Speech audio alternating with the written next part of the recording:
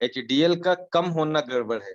अगर HDL कम है तो उतना जो है हमारे लिए प्रॉब्लम है, तो हमें HDL को बढ़ाने वाली मेडिसिन खानी पड़ती है। लेकिन अगर HDL ज्यादा है तो हमें कम करने वाली मेडिसिन नहीं खानी है ना। खुश होने वाली बात है कि अरे वाह मेरा HDL बहुत ज्यादा है। ठीक है। अगर हम लोग ह्यूमन ब्लड की बात करें, ठीक है, तो स्लाइटली एसिडिक होता है या स्लाइटली एल्कलाइन होता है? स्लाइटली एल्कलाइन होता है। और अगर एक वैल्यू मैं आपसे बोलूं कि नॉर्मल एक वैल्यू बताओ रेंज की जगह, तो कितना होता है? 7 से थोड़ा ज्यादा होता है, 7.4। 7 से थोड़ा ज्यादा, दैट इज 7.4। Very good. ठीक है। कौन सा फैक्टर, प्लॉटिंग 13 फैक्टर होते हैं, जिनमें से कौन सा फैक्टर नहीं होता है?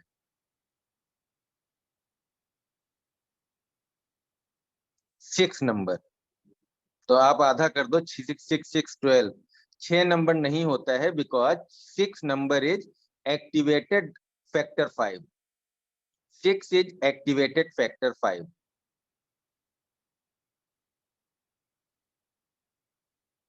और फैक्टर 5 का नाम बहुत इंपॉर्टेंट है यहाँ पे, क्योंकि हम लोगों ने लेबाइल फैक्टर याद किया था।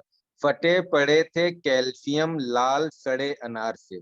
लाल का मतलब यहाँ पे लेबाइल फैक्टर है, और लेबाइल फैक्टर का मतलब होता है जो डिस्ट्रॉय हो जाए। अब बड़ी मुश्किल से तो हम लोगों ने लेबाइल याद करा था, पर आपके एग्जामिनेशन में लेबाइल ना पूछ के उन्होंने दूसरा वाला नाम पूछ लिया। तो लेबाइल फैक्टर का दूसरा नाम आपको याद करना है, प्रोएक्सीलेरिन। प्रोएक्सीलेरिन। रिया, विश्वजीत, मुन्ना। प्रोथ्रॉम्बिन एक्सीलरेटर, एक्सीलरेट करना। आपकी गाड़ी में एक्सीलरेटर होता है ना, तो प्रोथ्रॉम्बिन एक्सीलरेटर, जो कि प्रोथ्रॉम्बिन को थ्रॉम्बिन में चेंज कर देता है। ठीक है, तो आप लोगों ने बहुत अच्छा पढ़ा है, बहुत बढ़िया मुझे लगता है। जो लोग एस्प्रिन खाते हैं, एस्प्रिन खाने से ब्लीडिंग का बहुत चांस होता है, और इसीलिए अगर उनका ऑपरेशन करना हो तो बड़ी मुश्किल है, क्योंकि जैसे ही कट करोगे उनकी ब्लीडिंग नहीं रुकेगी। तो ऑपरेशन से कितने घंटे पहले हमें एस्प्रिन बंद करना होगा?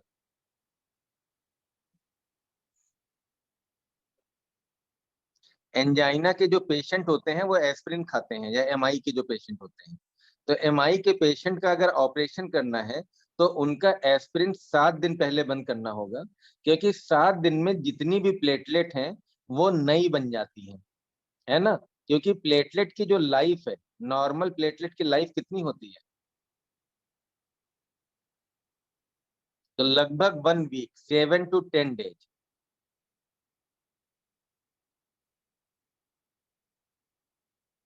ठीक है, तो चलो हम लोग रिवीजन बाद में करेंगे, लेकिन इससे पहले हम लोग बात करेंगे, जो कुछ नए क्वेश्चंस बचे हुए थे वो मैं आपको बता दूं। एक्चुअली ये बाई चांस स्क्रीन पे लगा हुआ था क्वेश्चन, लेकिन यहाँ पे एक बहुत प्रॉब्लम है इस क्वेश्चन में, और एक स्टूडेंट ने हमें पॉइंट आउट करा, तो उसने सॉल्व करा था। तो मैं आपको ये बता दूं कि यहाँ पे क्या गड़बड़ है। Time taken for the completion of one cardiac cycle, कोई बताएगा कितना होता है? जल्दी से बताओ।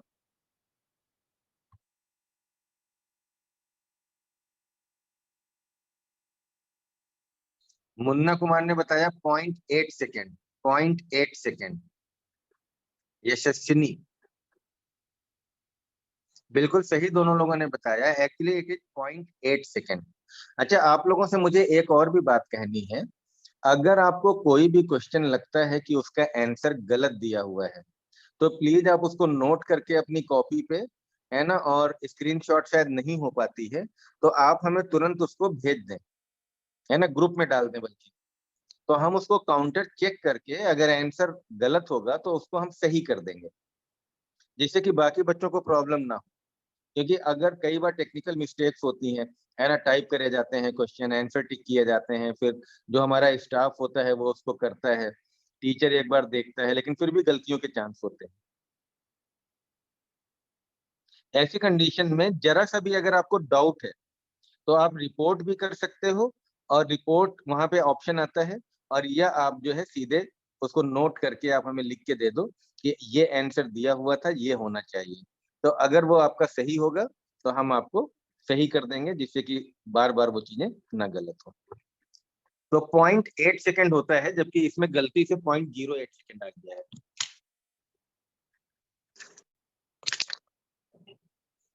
तो ये गलत आंसर है,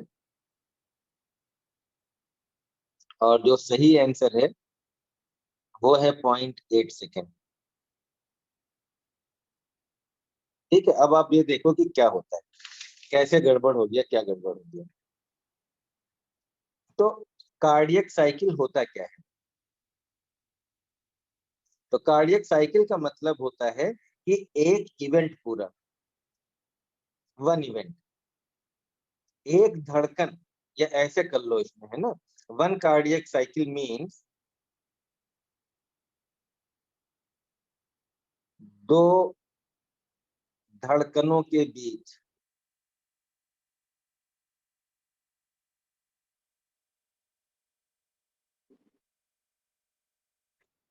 दो धड़कनों के बीच क्या क्या हो रहा है, ये कार्डियक साइकिल कहलाती है। और एक धड़कन में कितना टाइम लगता है, वो ड्यूरेशन कहलाता है। ठीक है। अब आप देखो, अगर तो आप सब लोगों को पता है ना, 72 बीट्स होती हैं एक मिनट में, राइट। इसको थोड़ा हम लोग राउंड फिगर में कर लें तो हम लोग मान सकते हैं 70 बीट्स इन 1 मिनट। ठीक है। तो इसका मतलब क्या हुआ, 70 बीट्स इन 60 सेकेंड्स। तो 1 बीट कितनी देर में होगी, 60/70, इतने सेकंड लगेंगे। और जब आप इसको करोगे तो 0.8 सेकेंड आ गया। ठीक है। तो एक बीट को पूरा होने में 0.8 सेकेंड लगते हैं, और इसी को हम लोग ये बोलते हैं कार्डियक साइकिल का ड्यूरेशन। ये बात आगे समझ में। अब आप देखो, इसमें से एट्रिया और वेंट्रिकल की कहानी भी अजीब ही है। जैसे अगर हम एट्रिया की बात करें, तो एट्रिया में एक हमारा सिस्टोल होता है और एक हमारा डायस्टोल होता है। वेंट्रिकल की बात करें तो वेंट्रिकल में हमारा एक सिस्टोल होता है और एक डायस्टोल होता है। सिस्टोल का मतलब मैंने आपको बताया था, सिस्टोल का मतलब कॉन्ट्रेक्शन। एट्रिया को कॉन्ट्रेक्शन के लिए केवल 1 सेकेंड चाहिए। एट्रिया हमारा 0.1 सेकेंड में कॉन्ट्रेक्शन पूरा कर लेता है, लेकिन डायस्टोल यानी कि रिलैक्सेशन पीरियड 0.7 सेकेंड होता है, और दोनों को मिला दें तो 0.8 सेकेंड होता है। वेंट्रिकल को सिस्टोल के लिए 0.3 सेकेंड चाहिए, डायस्टोल के लिए 0.5 सेकेंड चाहिए, और अगर दोनों को मिला दें तो 0.8 सेकेंड होता है। यानी कि कार्डियक साइकिल आपकी 0.8 सेकेंड है। उसी 0.8 सेकेंड में एट्रिया को भी कॉन्ट्रैक्ट करना है, वेंट्रिकल को भी कॉन्ट्रैक्ट करना है, लेकिन दोनों के कॉन्ट्रैक्शन एंड रिलैक्सेशन टाइम में डिफरेंस है। ठीक है। हम लोग ज्यादातर वेंट्रिकल से ज्यादा मतलब रखते हैं, क्योंकि वेंट्रिकल हमारे लंग को या हमारे शरीर को ब्लड सप्लाई करता है। तो ये फिगर सबको जरूर याद रखनी है ना। ये 0.3 सेकेंड, 0.5 सेकेंड, 0.8 सेकेंड, 0.8 सेकेंड। अगर आप देखो तो ये दिल बिल्कुल वही काम करता है जो हम लोग करते हैं। हम लोग आलसी हैं, काम नहीं करना चाहते हैं, दिल भी काम नहीं करना चाहता है। ठीक है। क्यों? क्योंकि जो डायस्टोल वाला टाइम है ना, ये ज्यादा है। तो relaxing time is more than contracting time.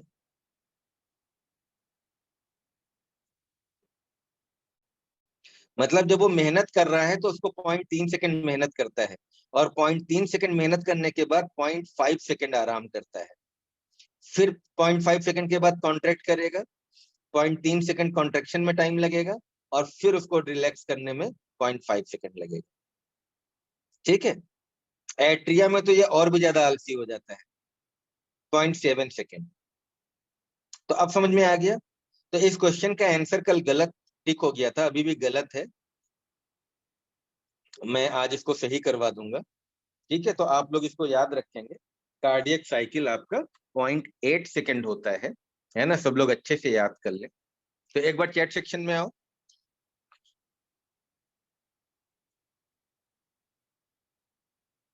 Yes, सबको समझ में आ गया। रिया, साक्षी, मीनाक्षी, बड़े अच्छे नाम है, साक्षी, मीनाक्षी। याद रहेगा 0.8 सेकंड। ठीक है। कल कुछ टेस्ट में प्रॉब्लम भी हो रही थी, बार बार लॉगिन मांग रहा था, तो वो भी मैंने आज सही करा दिया है। ठीक है, तो अब मैं अभी दूसरा टेस्ट आपको इसी को लगा के दे देंगे, तो आप लोग फ्रेश जब करोगे तो अब सही आएगा। ठीक है, तो मैं दूसरा एक लिंक आपको दूंगा, है ना, वहां से आप उसको कर सकते हैं। चलो आगे बढ़ते हैं।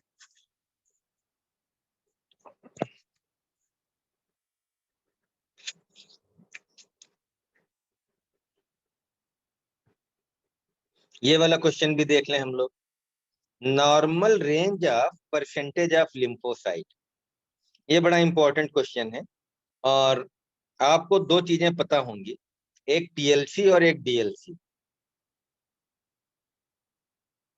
टीएलसी हम लोग बोलते हैं टोटल ल्यूकोसाइट काउंट, और टोटल ल्यूकोसाइट काउंट हमारा 4,000 से 11,000 होता है। डीएलसी का मतलब होता है differential leucocyte count. Differential leucocyte count का मतलब होता है कि इसमें हम लोग neutrophil, eosinophil, basophil, lymphocyte and monocyte सबको अलग अलग हम लोग परसेंटेज वाइज देखते हैं। ठीक है, तो यही बात है यहाँ पे। तो differential count measures the percentage of leucocyte. ठीक है, अब आप नॉर्मल रेफरेंस रेंज देखो, तो ये तो आपकी 4,000 से 11,000 होता है, ये सबको याद होगा। डीएलसी कैसे याद करें? तो डीएलसी अलग अलग ब्लड रिपोर्ट, अलग अलग पैथोलॉजी में देखोगे तो सब अलग अलग मिलेंगे, अलग अलग बुक्स में देखोगे तो अलग अलग मिलेंगे। ठीक है, तो याद करने के लिए जैसे मैं अपने बच्चों को एक रेंज याद करा देता हूँ, है ना, इसमें 50 से 70 कर देता हूं मैं, ये 20 से 40 कर देता हूँ। ठीक है, और मोनोसाइट आप चाहो तो ये दोनों आप चाहे तो इस टाइप से एक मोटा मोटा 2 से 6 याद कर सकते हो, और ये लेस देन 1 to 2 याद कर सकते हो। अब आप देखो, 50 से 70% ये सब परसेंट में है। न्यूट्रोफिल हमारे सबसे ज्यादा है ना, तो जो मैक्सिमम है वो न्यूट्रोफिल है, 50 से 70% ये मैक्सिमम। ठीक है, मिनिमम जो है ये बेसोफिल है, 1% से कम। परसेंटेज का मतलब समझ रहे हो, कि अगर 100 सेल्स का हम एग्जामिन करेंगे तो केवल 1 बेसोफिल मिलेगी। यही तो मतलब होता है परसेंटेज को। तो जब 100 सेल्स देखोगे तो 100 में 70 करीब न्यूट्रोफिल होंगी, 30 करीब लिम्फोसाइट होंगी, 2 से 6 आपकी मोनोसाइट्स या इस्नोफिल्स होंगी, दोनों अलग अलग, और बेसोफिल 1 से 2 होंगी। तो ये आप लोग नॉर्मल रेंज ये याद रखो, इसी के हिसाब से आप आंसर आपके सारे निकल आएंगे। जैसे यहाँ पे जो पूछा गया है, यहाँ पे लिम्फोसाइट पूछा गया है, तो जो मैंने आपको बताया, आपको 20 से 40 बताए। अब 20 से 40 कहाँ पे सेट हो रहा है? तो सिर्फ यहीं पे सेट हो सकता है। ठीक है, तो आपका आंसर क्या बन गया? सी बन गया। तो अलग अलग मशीन से, अलग अलग रीजेंट से जब हम लोग करते हैं तो अलग अलग रेंज आती है। और जो मैंने आपको यहाँ पे लगाया है, देखो यहाँ भी अलग अलग रेंज दी हुई है ना। तो इसलिए आप लोग बिल्कुल कंफ्यूज ना हो, और बिल्कुल इस पे कोई डिस्कशन ना करें आपस में, है ना। जो कॉन्सेप्ट है उस कॉन्सेप्ट को समझने की कोशिश करें, और उसके हिसाब से आप जवाब देने की कोशिश करें। ठीक है,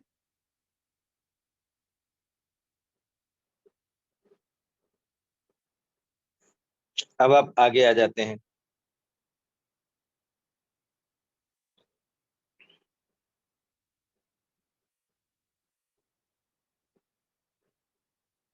question number 29, which of the following causes lysis of clot. तो क्लॉट नॉर्मली जो है हमारी बॉडी में है ना नहीं होते हैं, लेकिन अगर ट्रॉमा या चोट लगती है तो हमारी बॉडी में क्लॉट बन जाते हैं। अब हमें क्या करना पड़ेगा, उन क्लॉट को डिजॉल्व करना पड़ता है। तो अगर किसी भी आर्टरी में क्लॉट बन गया है तो इस क्लॉट को डिजॉल्व करना पड़ेगा। डिजॉल्व करने का ये आपको मैं 4 लाइनें लिख के दे रहा हूं, है ना, ये आपको याद करनी है।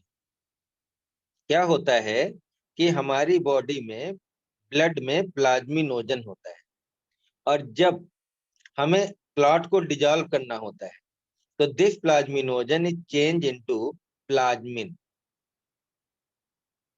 ये जितने भी नोजन पोजन टाइप की चीजें होती हैं ये सब इनएक्टिव वाली हैं, है ना। तो प्लाज्मिनोजन हमारा क्या था, इनएक्टिव था। लेकिन जब अब क्लॉट डिजॉल्व करना है तो प्लाज्मिनोजन एक्टिव हो जाता है और ये बन जाता है प्लाज्मिन। प्लाज्मिन हमारा क्या करता है, अब ये नाउ दिस प्लाज्मिन, ये हमारा फाइब्रिन जो क्लॉट है, क्लॉट हमारा किससे बना होता है, फाइब्रिन से बना होता है। तो अब ये जो क्लॉट है इस फाइब्रिन को ये ब्रेक कर देगा, और इसको हम लोग बोलते हैं fibrin degradation product. Fibrin degradation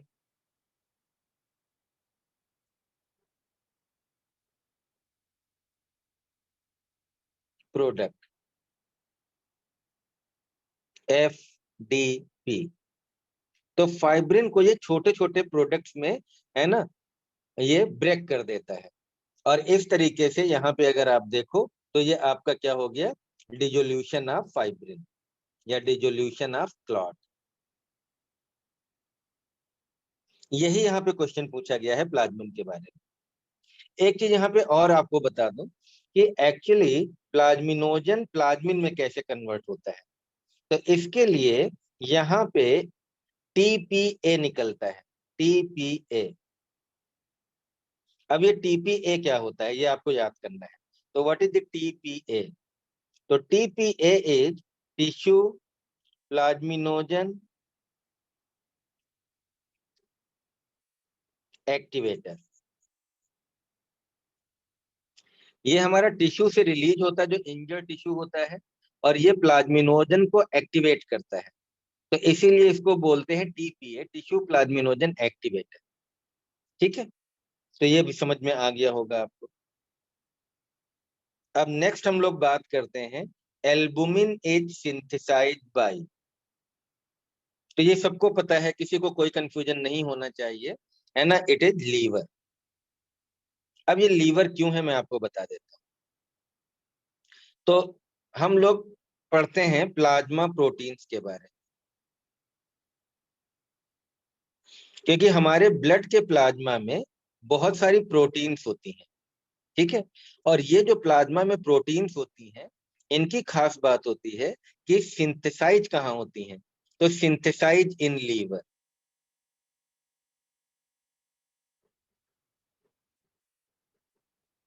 ये लीवर में सिंथेसाइज होती है। मेनली 3 टाइप्स की होती हैं। कौन से 3 टाइप्स हैं?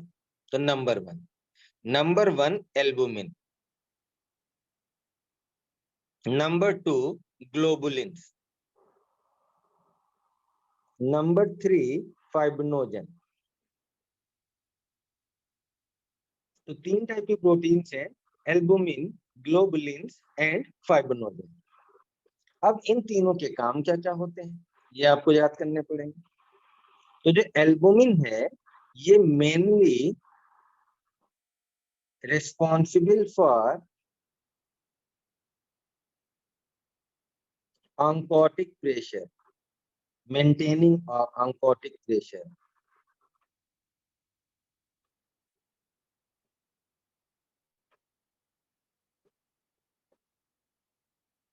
ये हमारी बॉडी में ऑन्कोटिक प्रेशर, ऑस्मोसिस का जो प्रेशर है उसको मेंटेन करती है। ठीक है, ग्लोबुलिन क्या करती है, तो जो ग्लोबुलिन्स हैं,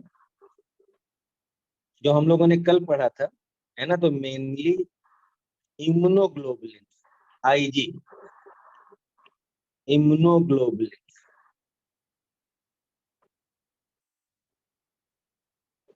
हेल्प इन इम्यूनिटी। कल याद आया आपको, हमने पढ़ाया था गम दे।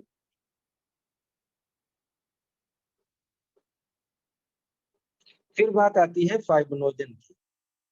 तो फाइब्रिनोजन हमारा, ये आपको पता है ना, हेल्प इन क्लॉट फॉर्मेशन, क्योंकि फाइब्रिनोजन ही हमारा किसमें कन्वर्ट होता है, फाइब्रिन। तो ये तीन एल्बुमिन, ग्लोबुलिन, फाइब्रिनोजन हमारी प्रोटीन्स हैं। तीनों लीवर में सिंथेसाइज होती हैं और तीनों के अलग अलग काम हैं। एल्बुमिन ऑन्कोटिक प्रेशर, ग्लोबुलिन हमारा इम्यूनिटी, और फाइब्रिनोजन हमारा क्लॉट फॉर्मेशन। और ये सारे क्वेश्चन पूछे जाते हैं, ये क्लॉट, ऑन्कोटिक प्रेशर और इम्यूनिटी। आगे बढ़ते हैं। ट्रांसपोर्ट फॉर्म ऑफ आयरन, कल मैंने आपको बताया था ट्रांसफेरिन होता है। फेरिटिन हमारा स्टोरेज फॉर्म होता है। अब आ गया half life of plasma albumin. तो आप ये याद कर लो, 20 डेज, 20 दिन। अब आखिर ऐसा क्यों, अब मैं आपको ये बता देता हूँ तो एल्बुमिन के बारे में।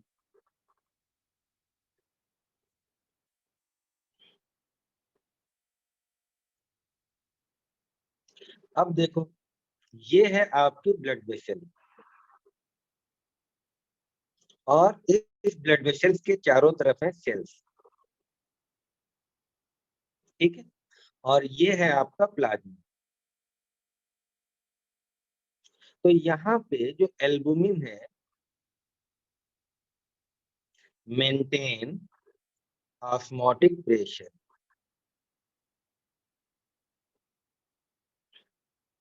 अच्छा, अब आप देखो, ये जो है यहाँ पे, आप अगर देखोगे तो यहाँ पे ये फ्लूइड होता है सेल्स के बीच में, जो कि उस प्लाज्मा से फिल्टर होके बनता है। इस फ्लूइड को हम लोग क्या बोलते हैं, interstitial fluid, formed from filtration of plasma. Plasma जो है ये फिल्टर होके, है ना, जैसे यहाँ पे मैंने बताया है, ये बनाता है। अच्छा, अब क्या होता है कि दोनों का आपस में ऑस्मोटिक प्रेशर बराबर होना इंपॉर्टेंट है,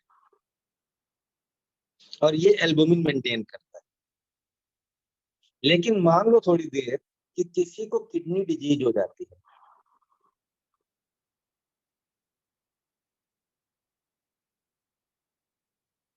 अब किडनी डिजीज हो गई तो क्या हुआ, किडनी डिजीज होने से थोड़ी देर के लिए मान लो कि एल्बुमिन हमारी यूरिन में निकलने लगती है। तो loss of albumin in urine. अब अगर एल्बुमिन यूरिन में निकलने लगेगी तो क्या हो जाएगा, हाइपो एल्बुमिनीमिया। हाइपो का मतलब कम, एल्बुमिन का कम हो जाना, मिया का मतलब ब्लड। तो ब्लड में, क्योंकि अब जो ब्लड की आपकी प्रोटीन थी, एल्बुमिन थी, वो यूरिन में निकल रही है, तो अब क्या होगा, हाइपो एल्बुमिनीमिया हो जाएगी। अब देखो दिक्कत क्या होगी, यहाँ पे आपका कम कंसंट्रेशन हो गया, क्योंकि आपकी क्या हो गई, प्रोटीन निकल गई। यहाँ पे आपका ज्यादा कंसंट्रेशन हो गया, हाइपरटोनिक। तो ये हाइपरटोनिक सॉल्यूशन बन गया। अब क्या होगा, दोनों तरफ हमें कंसेंट, ऑस्मोसिस का रूल होता है कि दोनों तरफ कंसंट्रेशन बराबर रहे, तो इधर से आपका फ्लूइड इधर की ओर मूव करने लगेगा। तो ये समझ में आया। तो हाइपो एल्बुमिनीमिया के होते ही क्या दिक्कत आ गई, more fluid will filter and increase interstitial fluid. अब इंटरस्टिशियल फ्लूइड बढ़ गया, जिसकी वजह से क्या होगा, इडिमा। अब आप देखो क्या दिक्कत होगी। ये बहुत इंपॉर्टेंट पॉइंट मैंने आपको बताया कि एल्बुमिन अगर आपका यूरिन में लॉस हो गया तो उससे हमारी पूरी बॉडी में इडिमा हो जाता है, क्योंकि ऑस्मोटिक प्रेशर जो ये मेंटेन कर रहा था वो मेंटेन नहीं कर पाएगा। ऐसी कंडीशन में अगर हमें ट्रीटमेंट करना है, देखो प्रॉब्लम क्या थी, प्रॉब्लम यहाँ पे है किडनी डिजीज में, प्रॉब्लम किडनी में है। तो किडनी की बीमारी तो आपको ठीक करनी है, लेकिन ये ईडिमा कैसे इंप्रूव होगा, तो symptomatically can be reduced by giving albumin. तो हम मरीज को एल्बुमिन दे देते, अब किडनी से निकल रहा है, ऊपर से एल्बुमिन दे दिया, तो किडनी की बीमारी जब ठीक होगी तब ठीक होगी, लेकिन मरीज की जो सूजन है वो क्या हो जाएगी, कम हो जाएगी। ठीक है। अब दिक्कत क्या आती है कि जो एल्बुमिन की हाफ लाइफ है, हाफ लाइफ ऑफ एल्बुमिन,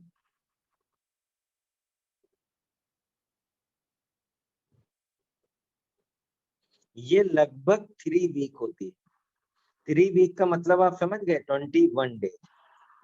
और हाफ लाइफ का मतलब होता है कि हमारा प्लाज्मा में कितने समय के बाद वो ड्रग आधी बचेगी। यानी कि एल्बुमिन अगर आपने 100 ml दिया है तो 20 दिन बाद वो 50 ml बचेगी। तो आपको ये पता रहेगा कि अब दोबारा कब चढ़ानी है, कितनी बोतल कब चढ़ानी है। इसलिए इसका हाफ लाइफ आपसे पूछा जाता है, क्योंकि जो बोतल आपने चढ़ाई है 20 दिन में वो आधी बचेगी।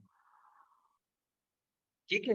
और अगर किडनी डिजीज है तो एल्बुमिन और तेजी से निकल रहा है, तो ऐसे में और तेजी से लॉस हो जाएगी। तो डॉक्टर को एक अंदाजा रहता है, इसीलिए पूछा जाता है। तो half life of plasma albumin is around 20 days। Right. तो ये बात भी समझ में आ गई होगी। अब नेक्स्ट हम लोग बात करते हैं in human the haemoglobin age.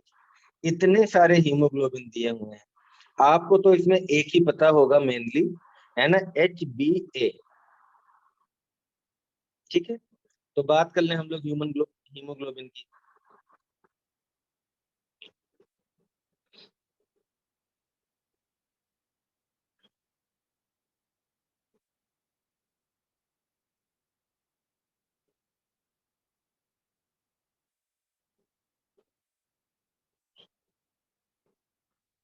तो अगर हम लोग हीमोग्लोबिन की बात करें तो हीमोग्लोबिन इन ह्यूमन, है ना, मेनली 3 टाइप्स।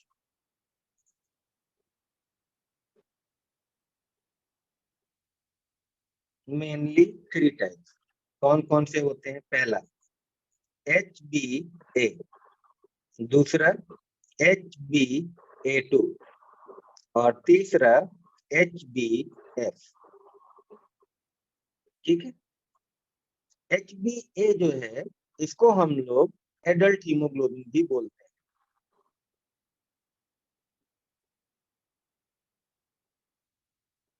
हैं। HbF को हम लोग फीटल हीमोग्लोबिन भी बोलते हैं। ठीक है। और जब हम लोग जांच कराते हैं तो ये तीनों हीमोग्लोबिन मिलते हैं, जिनमें से अबाउट 95% हमारा HbA होता है, और लगभग 1 to 3% HbA2 होता है, और लगभग लेस देन 1% HbF होता है। आगे बात सुनो। रेंज में करोगे तो थोड़ा कम ज्यादा हो जाएगा, इसको 96 कर सकते हो, है ना, या 95। अब आप देखो, अगर इनके फार्मूले की बात करें तो HbA का फार्मूला है अल्फा 2 बीटा 2। इसका फॉर्मूला है अल्फा 2 डेल्टा 2, और इसका फॉर्मूला है अल्फा 2 गामा 2। तो अल्फा चेन सब में कॉमन है।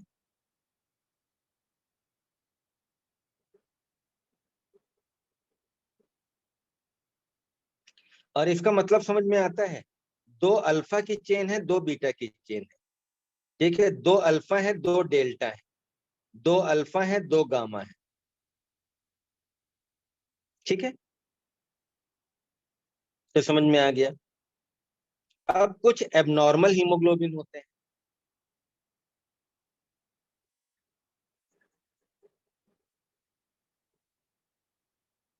अब एबनॉर्मल हीमोग्लोबिन की बात करें तो सबसे पहले HbS। कई बच्चे जानते होंगे व्हाट इज द HbS। इसको हम लोग सिकल सेल एनीमिया में मिलता है, और इसीलिए इसको सिकल्ड हीमोग्लोबिन बोलते हैं। और ये क्यों बन जाता है? तो due two point mutation in beta chain. Beta chain में पॉइंट म्यूटेशन की वजह से HbS बनता है, और इसी की वजह से, है ना, ये भी लिख देता हूं, present in sickle cell anaemia.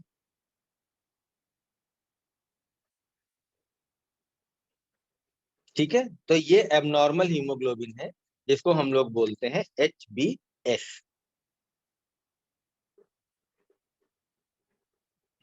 इसके अलावा कुछ और भी एबनॉर्मल हीमोग्लोबिन है। ठीक है, एक है हमारा हीमोग्लोबिन बार्ट्स, BARTS, बार्ट्स। और ये क्या होता है, इसमें अल्फा चेन नहीं होती है। तो ये है tetramer of gamma, tetramer of gamma, मतलब गामा 4। तो अल्फा चेन इसमें क्या है, एब्सेंट। अब चाहिए चार थी तो अल्फा नहीं बन पाई, तो चार गामा बना दिया। ठीक है, इसी तरीके से एक और होता है HbH। इसको हम लोग बोलते हैं टेट्रामर ऑफ बीटा,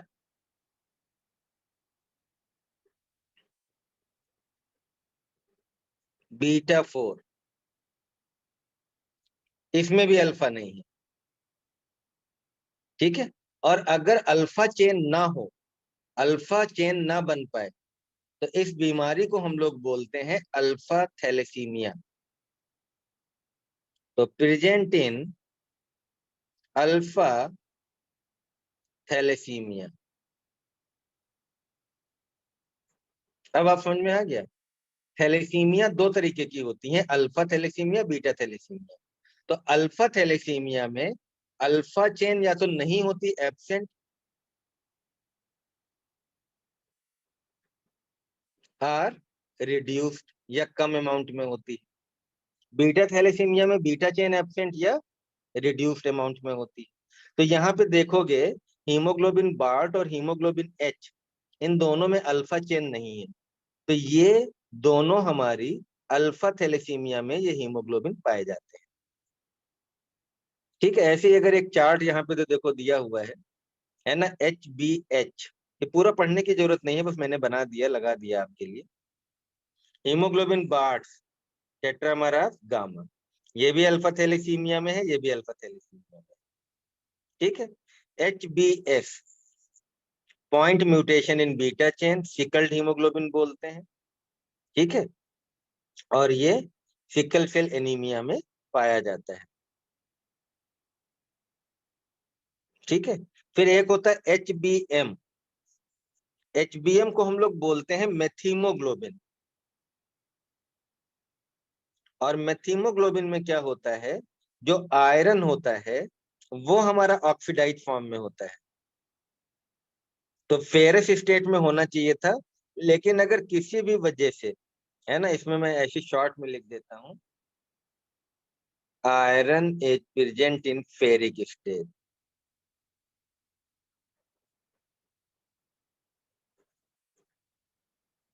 जबकि फेरस हमारा नॉर्मल था, फेरस इज नॉर्मल। अगर फेरस होता तो कोई दिक्कत नहीं थी, लेकिन अगर हीमोग्लोबिन का आयरन फेरिक में कन्वर्ट हो जाए तो ऐसे हीमोग्लोबिन को बोलते हैं मेथीमोग्लोबिन। ठीक है, तो ये बात भी समझ में आ गई आपको, HbM। अब आप क्वेश्चन आ जाओ। मैं पढ़ा ज्यादा दे रहा हूँ क्योंकि ये सब चीजें बाद में भी कहीं कहीं काम आएंगी। तो in human the haemoglobin age, तो HbA हमारा ये नॉर्मल वाला है, बाकी सारे एबनॉर्मल वाले हैं। ठीक है, तो ये भी आपको याद हो गया होगा।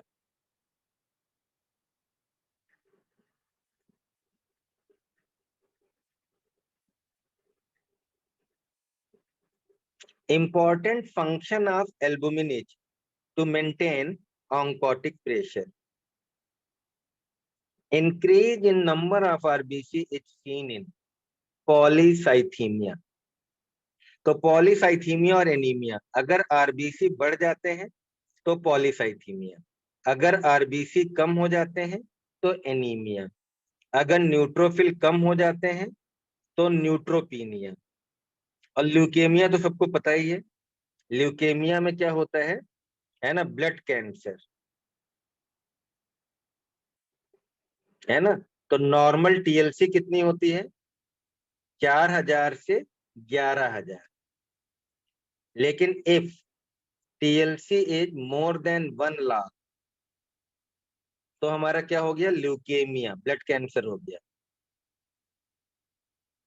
तो बात जब तक हजारों में चल रही है तब तक सब कुछ नॉर्मल है, लेकिन बात अगर लाखों में पहुंच जाए तो खुश नहीं होना है, ये बीमारी हो गई, वो भी क्या हो गई, leukaemia, blood cancer. Cancer is uncontrolled growth, तो अनकंट्रोल्ड टीएलसी या ल्यूकोसाइट फॉर्मेशन।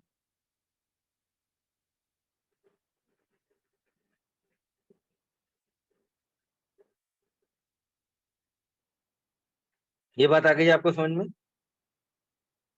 तो सब चारों चीजें समझ में आ गई। मेन आपको यहाँ पे पॉलीसाइथीमिया और एनीमिया याद करना है। आरबीसी बढ़ जाए तो पॉलीसाइथीमिया, आरबीसी कम हो जाए तो anaemia. In which type of blood group alpha antibody, अब आपको याद आया कल हमने क्या बताया था, antigen, antibody, blood group, A, B, A B, O. A में एंटीजन ए, बी में एंटीजन बी, ए बी में antigen A and B, O में नील, कोई एंटीजन नहीं। एंटीबॉडी मैंने उल्टा बताया था, ए की जो एंटीबॉडी है एंटी ए, वो इसमें मिलेगी एंटी ए, एंटी बी इसमें मिलेगी। इसमें दोनों एंटीजन है तो कोई एंटीबॉडी नहीं, इसमें कोई एंटीजन नहीं है तो दोनों एंटीबॉडी मिलेगी।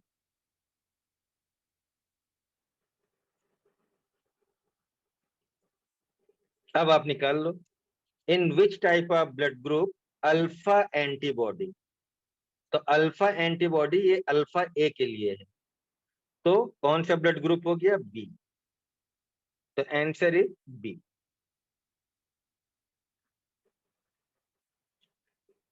Iron absorption takes place in duodenum, कल बताया था कि ड्यूडेनम में होता है, और मेनली हमने आपको बताया था फेरस, मेनली फेरस। ठीक है, तो ये भी आपको पता हो जाएगा। तो अकर्स इन ड्यूडेनम, और ferrous is better absorb than ferric.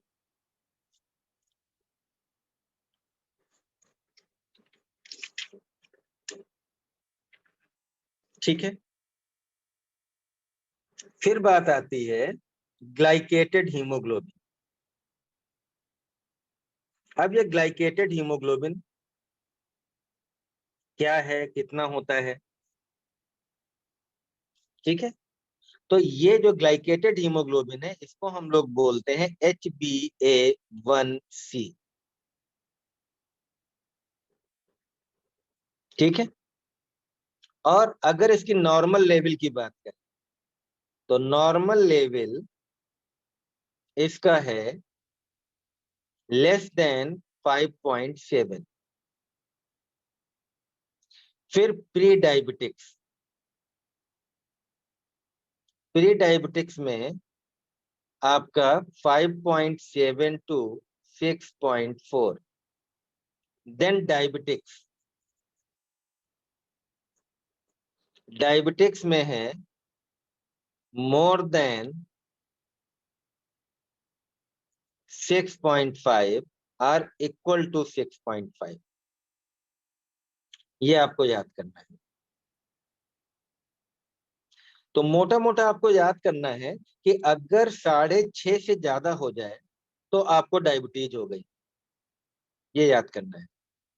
6.5 से ज्यादा हो जाए तो क्या हो गई? डायबिटीज हो गई। ग्लाइकेटेड का मतलब है कि glucose is attach with haemoglobin, means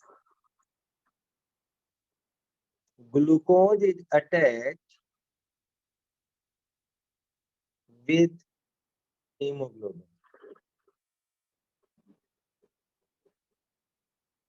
तो नॉर्मल ह्यूमन बींग्स में हीमोग्लोबिन हमारा, ग्लूकोज वाला जो हीमोग्लोबिन है, 5.5 या 5.7 से लगभग लगभग याद रखो कम है। लेकिन अगर 6.5 से ज्यादा हो जाए तो पक्का डायबिटीज की डायग्नोसिस बन जाती है and need treatment. Pre diabetics में आपको एक्सरसाइज, प्राणायाम, योगा शुरू कर देना चाहिए।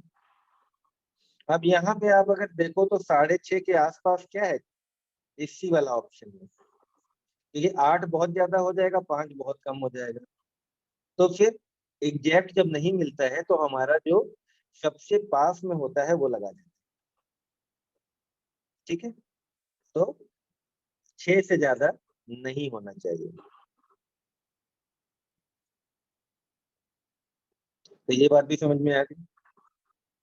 देन यहाँ पे हम लोग पढ़ ही चुके हैं 39 वाला, 20 से 40, और 40 वाला भी पढ़ चुके हैं, 0.8 सेकेंड। तो इस तरीके से ये फिजियो के जो बहुत इंपॉर्टेंट 40 क्वेश्चन थे ब्लड से रिलेटेड, वो हम लोगों ने पढ़े। यही 40 क्वेश्चन मैंने आप लोगों को टेस्ट में दिए हुए हैं। ठीक है, और ये आपको जो है सब लोगों को इसको याद करना है और टेस्ट को दोबारा देना है। मैं अभी फ्रेश आपको लिंक दूंगा, तो सब लोग आप लोग दोबारा देंगे। और अब आपको पूरे में पूरे नंबर लाने हैं। इस पीडीएफ को आप लोग पढ़ लीजिए और फिर पूरे में पूरे नंबर सब लोग लाएंगे, किसी को कोई गड़बड़ नहीं होनी चाहिए। तो कितने लोग पूरे में पूरे नंबर लाएंगे?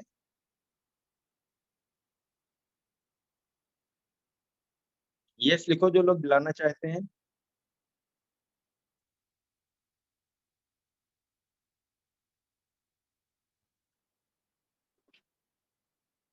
मीनाक्षी, मुन्ना, राजकिशोर, गीतांजलि, विश्वजीत, दीपक, साक्षी।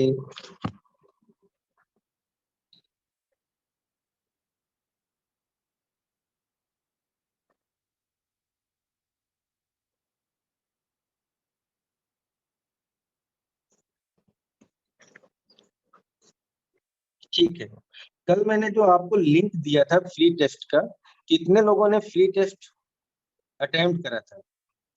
मैंने बहुत सारे वो लगाए थे, आप में से कितने लोगों ने अटेम्प्ट करा था?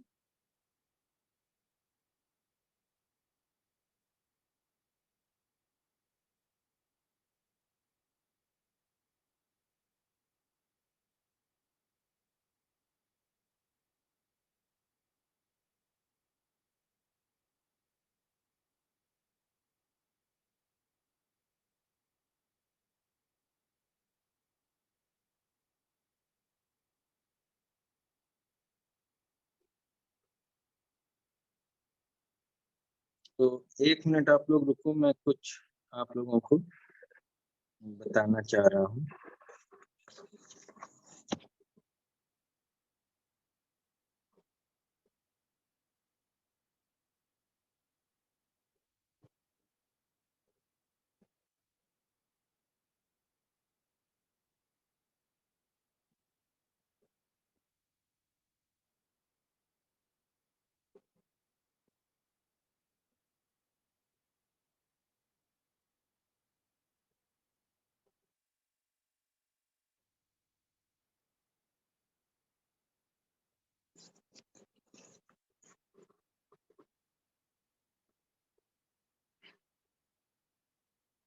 यस। अब आप लोग एक काम करो, आप सब लोग अपना ऐप खोलो, आप सब लोग अपना ऐप खोलो और मैं आपको बताता हूँ कि क्या क्या चीजें कैसे की जाती हैं। ठीक है, क्योंकि आपके ऐप में ऐसी बहुत सारी चीजें हैं पर आप लोगों को नहीं पता है। तो सब लोग अपना ऐप खोलेंगे, open your app. Yes,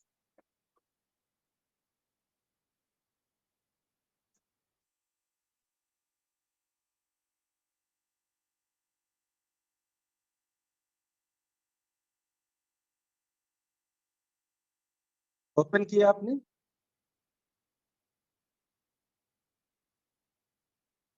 Geetanjali ने करा। बस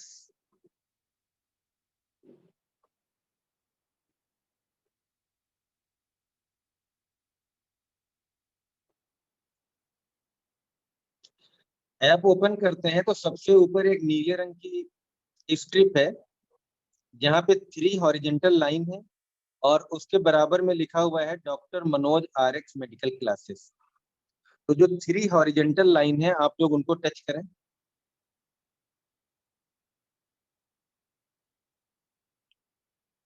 3 हॉरिजेंटल लाइन को जब आप टच करते हो तो सबसे ऊपर आता है कोर्स सर्टिफिकेट, फिर आता है offline download, study material and free test. सबको दिख गया ना फ्री टेस्ट? यस लिखो जिनको दिख गया।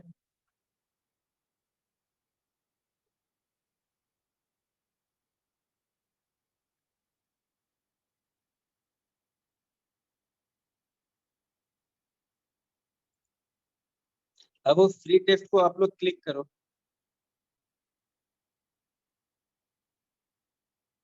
तो सबसे ऊपर आता है ऑनगोइंग। कितने ऑनगोइंग टेस्ट आपको दिख रहे हैं? कितने ऑनगोइंग टेस्ट आपको दिख रहे हैं?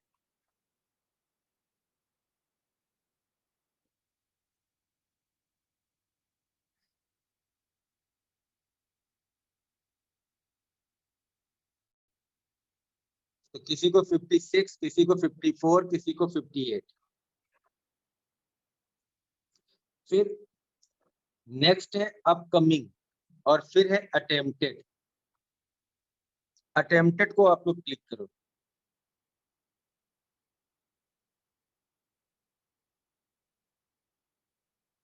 कितने अटेम्प्ट करे हैं? और ये ब्लड वाला आपको दिख रहा है क्या जो आप लोगों ने कल अटेम्प्ट करा था? यस या नो?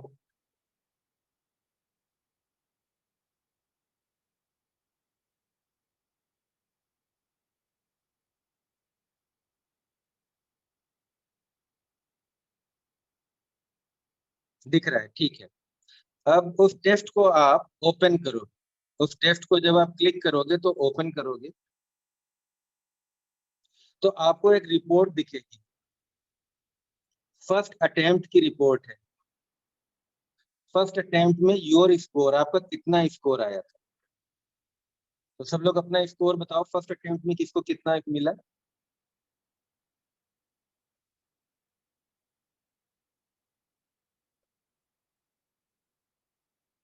गीतांजलि, मुन्ना, साक्षी, दीपक। आपको दिख रहा है ना फर्स्ट अटेम्प्ट में आपने कितना स्कोर करा था? हाईएस्ट स्कोर कितना आया था? टाइम आपने कितना लिया?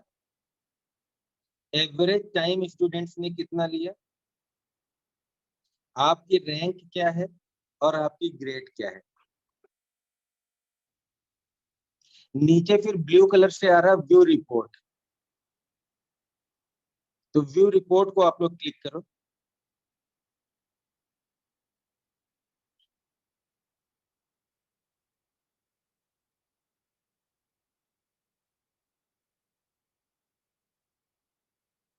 View report.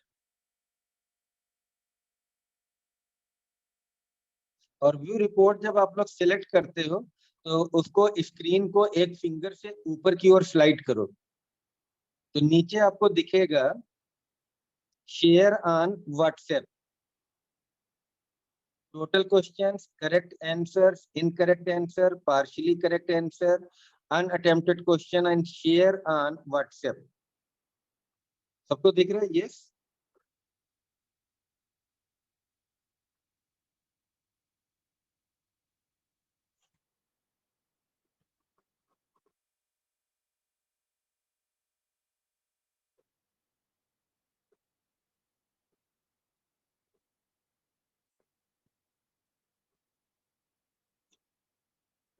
मैं 1 मिनट कैमरा फोकस करता हूँ, 1 मिनट कोशिश करता हूँ थोड़ा सा।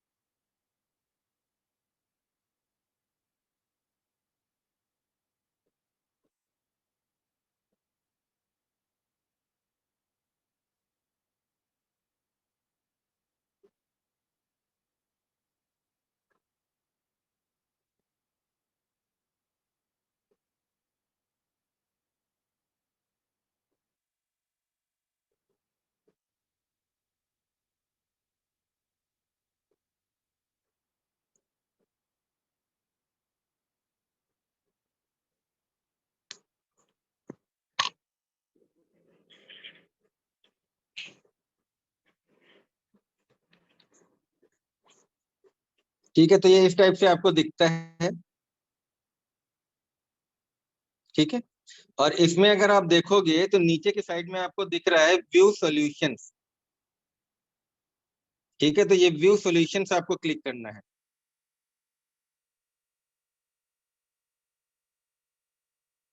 Right, view solutions.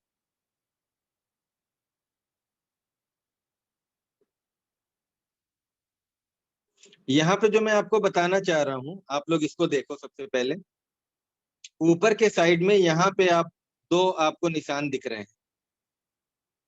ठीक है, तो पहले हम ये इधर किनारे वाला करता हूं।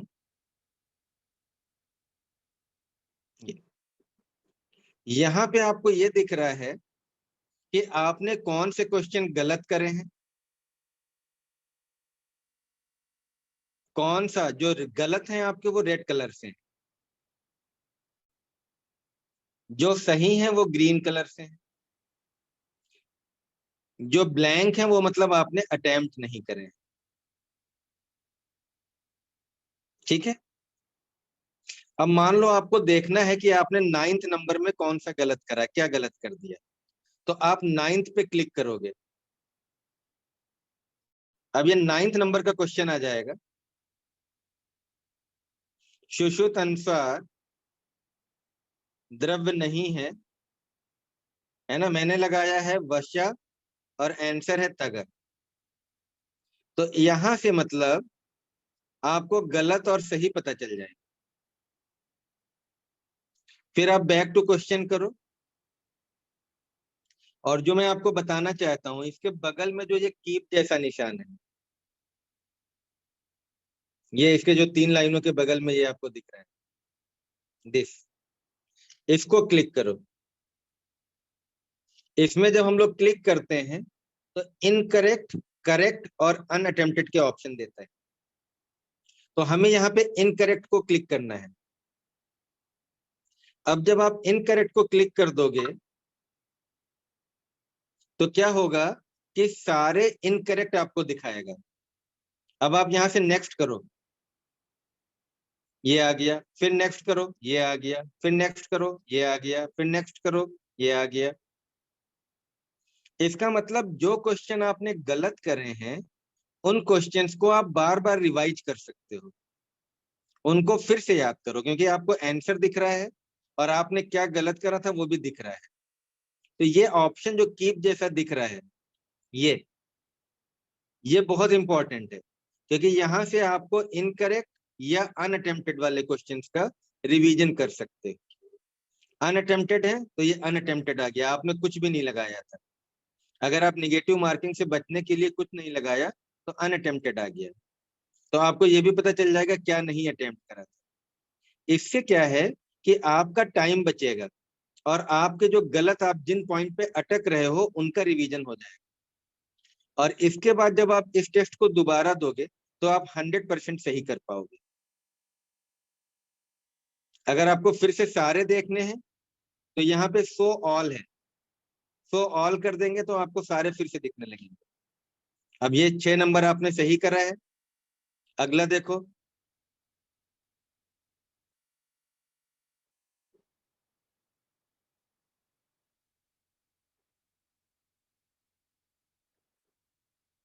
ये आ गया 1 नंबर। अब ये 2 नंबर, 3 नंबर, अब सारे दिख रहे हैं आपके। 4 नंबर ये सीक्वेंस में दिख रहे हैं। ठीक है, ये समझ में आया। इसके अलावा आप ये जो 3 डॉट्स हैं, इन 3 डॉट्स को जब आप टच करते हो तो यहाँ पे आता है रिपोर्ट क्वेश्चन। फिर से देख लो, 3 डॉट है, यहाँ पे आ रहा है रिपोर्ट क्वेश्चन। यहाँ पे आप क्वेश्चन को रिपोर्ट कर सकते हो। ठीक है, यहाँ पे एक्सप्लेनेशन अपना लिख सकते हो कि आंसर शुड बी 0.8।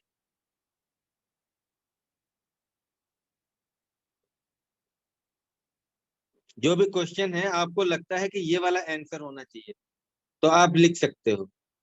इसके अलावा आपको लगता है इमेज नहीं दिख रही है, कुछ गलत लग रहा है, कुछ इनअप्रोप्रिएट है, तो ऊपर में से जो बने बनाए हैं उनमें से भी आप कोई टिक कर सकते हो।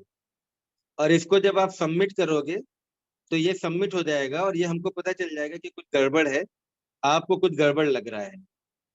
तो फोटो क्लिक करके भेज सकते हो या इन 3 डॉट से आप रिपोर्ट क्वेश्चन करके रिपोर्ट कर सकते हो। राइट। तो एक बार चैट सेक्शन में आ जाओ। साक्षी, मुन्ना, रजिया, गीतांजलि, आप लोगों को समझ में आया कि आप लोगों को रिवीजन कैसे करना है?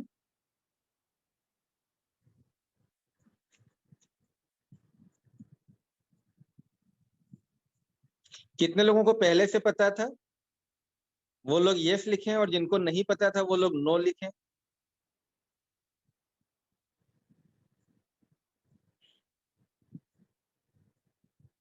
देखो, है ना, बहुत सारे फीचर्स हैं आपके पास। ठीक है, बहुत सारे फीचर्स हैं, आप लोग इन फीचर्स का इस्तेमाल कर सकते हो। फिर टेस्ट आप 3 तरीके से देते हो। एक, ये फ्री लिंक से देते हो। दूसरा, जिन लोगों ने कोर्स परचेज किया है वहां भी आपको ये टेस्ट मिल जाते हैं, आप वहां से दे सकते हो। तीसरा, बैच से दे सकते हो। बैच में जाके टेस्ट का ऑप्शन सिलेक्ट करना होता है। तो फ्री टेस्ट दे सकते हो, बैच से दे सकते हो, या आपको देना होगा कोर्स में से दे सकते हो। हिप्नोटिक एंड सिडेटिव का यार अब 2-3 दिन बाद होगा मीनाक्षी। मैं बाहर जा रहा हूँ थोड़ा सा कल, तो टेस्ट बन नहीं पाया है। तो मैं कोशिश करूंगा जल्दी से जल्दी दूं, जब तक आप लोग पढ़ लो। तो मे बी वेडनेसडे, क्योंकि मैं 2 दिन हूँ नहीं यहाँ पे। पर आपकी क्लास होगी, क्योंकि मैं जहाँ जाऊंगा। बरेली का है तुम में से कोई बच्चा बरेली? इस समय कोई बरेली का बच्चा है? बरेली रहूंगा मैं 2 दिन। बदायूं, बदायूं का है कोई? नो?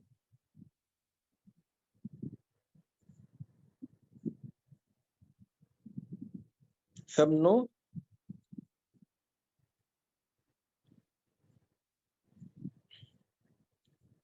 बरेली के पहले तो बहुत सारे बच्चे पढ़ रहे थे, पर अभी शायद है नहीं बरेली वाले। ठीक है, तो लेकिन क्लास हो जाएगी, क्योंकि होटल में अगर वाईफाई रहेगा, ठीक ठाक चलेगा, तो मैं क्लास ले लूंगा, आपको पता है ना, तो इसमें कोई टेंशन नहीं। कल भी मैं कोशिश करूंगा ले लूं, क्योंकि कल अगर ट्रेन टाइम पे पहुंच जाती है तो मैं कल रात में भी क्लास ले लूंगा। ठीक है, तो हिप्नोटिक एंड सिडेटिव का टेस्ट बनवा दे रहा हूँ। और ये आपका, ये अब जो टेस्ट की प्रैक्टिस ये आपको खूब अच्छे से करनी है। और जो लोगों ने कोर्स परचेज किए हुए हैं, है ना, तो आप पर्टिकुलर जगह से दो, वहां से रिवीजन करो, और बार बार जो है आपको, है ना, ये मॉडर्न तो मैं बता ही रहा हूँ, लेकिन आयुर्वेदा पे आपको ज्यादा ध्यान देना है, और आयुर्वेदा के सारे टेस्ट में आपको 100% की प्रैक्टिस करनी है। ठीक है।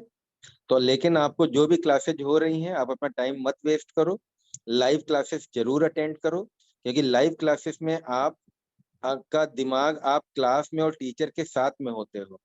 रिकॉर्डिंग सुनने में आपको नहीं मजा आएगा, आप आप उतना कंसंट्रेट होकर नहीं कर पाओगे। तो मैं देख रहा हूँ कि बच्चे मॉर्निंग क्लास में भी बहुत कम अटेंड करते हैं, है ना। 20-22 बच्चों ने इनरोल किया है, लेकिन सुबह 7 बजे जो चरक उत्तरार्ध की क्लास हो रही है, आप लोग नहीं कर पा रहे हो। तो आप लोग कोशिश करो, मॉर्निंग में आपका रूटीन अच्छा बन जाता है ना। मैडम 6:45 से लेती हैं, तो आप उसको 6:45 पे करके आप लोग अटेंड करो, क्योंकि लाइव क्लास में आप कनेक्टेड फील करते हो, है ना। और आपकी इस समय ये 1 साल आपका बहुत इंपॉर्टेंट है, और मैं ये चाहता हूँ कि जो भी 20-22 बच्चों ने इनरोल करा है, इनमें से 10-12 बच्चों का सिलेक्शन हो जाए। तो मैं पूरी कोशिश कर रहा हूँ आपके साथ, है ना। आप हमें थोड़ा सा सहयोग करो, हम आपका सहयोग करेंगे, जिससे कि आप सब लोग सिलेक्ट हो जाओ, क्योंकि आपकी सफलता हमारी सफलता है। ठीक है। और मैं पूरी कोशिश करूंगा, डंडा लेके खड़ा हूँ आपके पीछे, है ना, कि आप लोग कैसे भी 100 में 100% आप लाओ, और अभी हमारे टेस्ट में लेके आओ, फिर AIPGET में ज्यादा से ज्यादा आप लोग अपने आंसर सही करो। ठीक है। और ये जब आप बार बार पढ़ोगे, है ना, ये वीडियो मैं आपको दे रहा हूँ, जिन लोगों ने कोर्स परचेज करा है वहां पे उन लोगों को ये वीडियो सारी रिकॉर्डिंग्स मिल जाएंगी, PDF मिल जाएंगे, है ना। इनको जब आप 2 बार 3 बार पढ़ोगे, तो आप सब कुछ सही करोगे। राइट। तो किसी बच्चे को कुछ क्वेश्चन है या कोई क्वेरी है, तो आप लोग पूछ सकते हो। एनी क्वेरी आप चैट में या माइक ऑन करके पूछ सकते हो।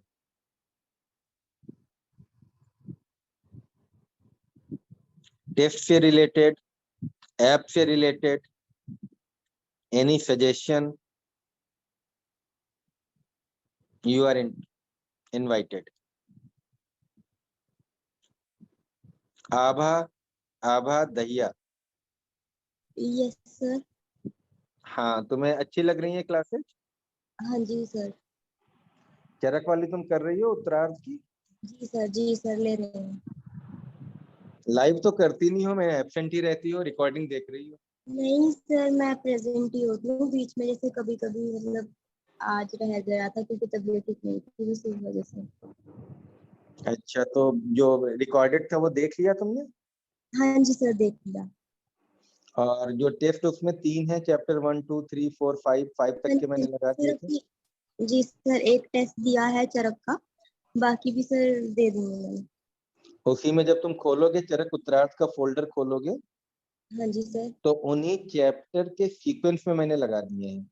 जैसे पहला लेक्चर चैप्टर 1 है, दूसरा लेक्चर चैप्टर 2 है, तीसरा लेक्चर चैप्टर 3 है। तो चैप्टर हाँ, 3 के बाद तुमको वो टेस्ट लगा हुआ मिल जाएगा। ठीक सर।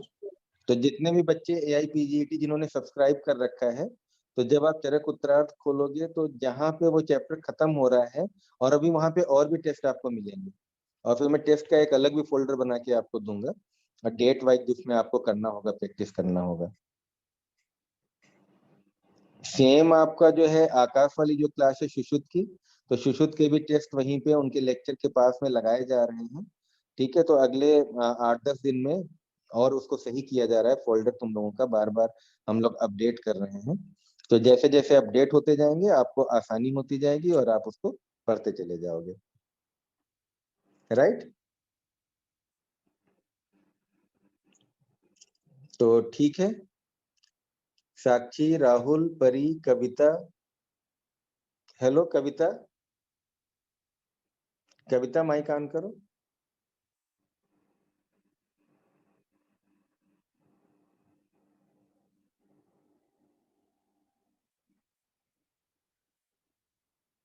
सो गई क्या कविता?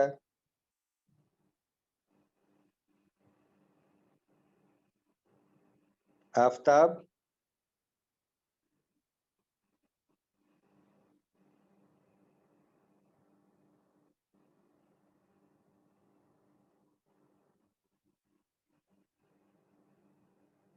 ठीक है।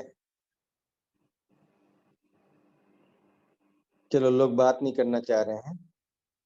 एंजाइटी, फोबिया, ठीक है, चलो फिर आप लोग करो। और हिप्नोटिक एंड सिडेटिव वाला बिल्कुल आप लोग तैयार करो, ठीक है। उसका मैं टेस्ट बनवा के फिर आपको लगवाता हूँ। तो okay, bye bye, good night.